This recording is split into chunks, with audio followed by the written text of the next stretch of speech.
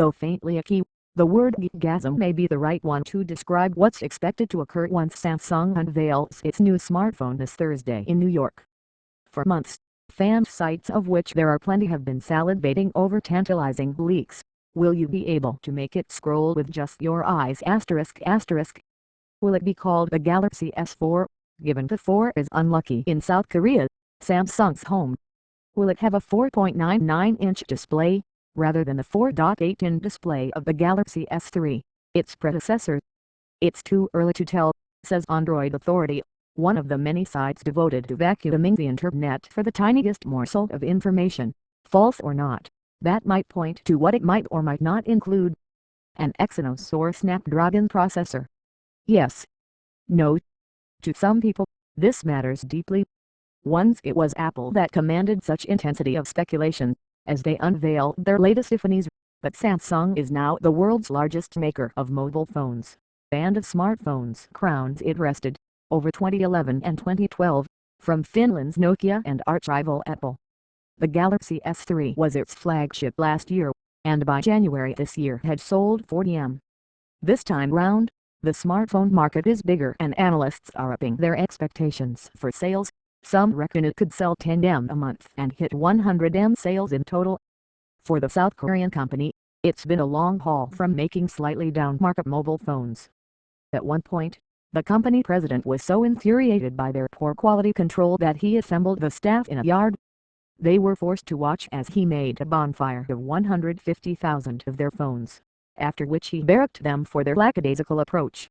Meanwhile, rumors continue to swirl that Apple, which has seen its stock swoon since the launch of the iPhone 5 last September, will launch a cheaper version of the iPhone sometime in the next few months. Might the cheap iPhone actually have a big screen, to target Asian buyers who like visual real estate? What would Apple leave out to make it cheaper? The rumors are that it might use plastic for the phone's body, as with the iPhone 3GS in 2009, just as Samsung has sort of confirmed it will continue doing with the S4. While they slug it out on retailers' shelves, Apple and Samsung also keep fighting like cat and dog in the courtroom.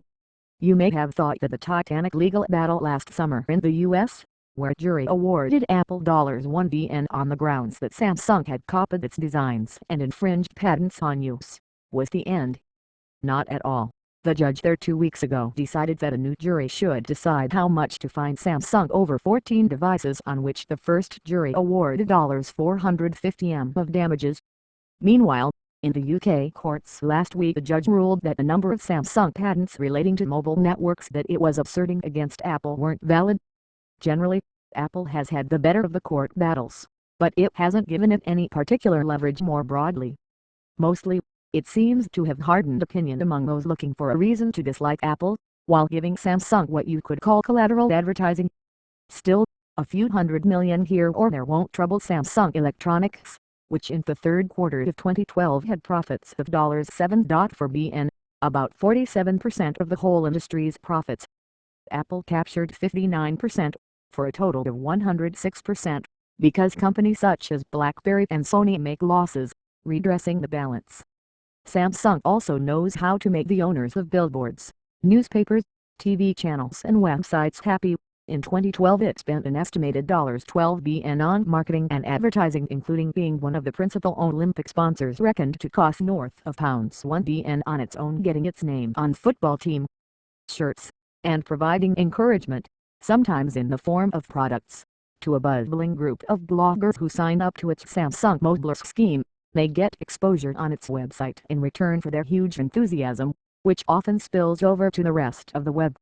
Unfortunately, last September the scheme backfired a little when 2 modelers were flown over from India to Berlin, and discovered that instead of being VIPs on a fun tour, they were expected to staff a stand for Samsung at the IFA trade fair. When they complained online, of course Samsung indicated they could flight themselves home. Naturally, they complained online in the resulting PR storm. Nokia stepped in and paid their accommodation and plane tickets. One could always hope, as North Korea waggles its nuclear capability, that Samsung might somehow effect a form of technology-driven perestroika, that the new Galaxy S4 might quietly change the lives of people in its northern neighbor. The good news: you can get Samsung phones in North Korea. The bad news: They typically cost about $200, £134, far more than the average North Korean can afford. 5 things to watch out for this week. 1. Chris Hanna and Vicky Price will be sentenced at Suffolk Crown Court on Monday for perverting the course of justice on a speeding offense by Hanna. 2. The papal conclave to elect the 266th Pope begins at the Sistine Chapel on Tuesday. 3. The Cheltenham Festival, one of the biggest race meetings of the year, begins on Tuesday. The Betfred Cheltenham Gold Cup is on Friday. 4. David Cameron and other EU government leaders meet for a European Council meeting in Brussels on Thursday and Friday. 5. Friday is Comic Relief's Red Nose Day.